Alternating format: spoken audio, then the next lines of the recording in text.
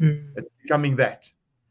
And how I do that is by starting in gratitude, but also by ending the day off in victory. So by the end of the day, I have one purpose in life, and that's to change the life for one person. Having this engagement of you today is to change the life for one person. And hopefully, this conversation will change the life for one person. So Mm. when I knock off tonight, later on, I'm going to look back at my day and go, did you fulfill your purpose today? Did you Mm. today make a difference for a person? Did you change the life for one person? Was it because you listened, because you cared, because you offered advice, because you gave a good coaching session, a good speech? But did you do that? Mm. If I did, I go, well done. And I acknowledge that.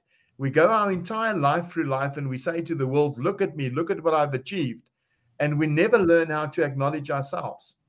So Mm. we run a journal and we start in the beginning of the journal by writing one thing down every day that I'm grateful for.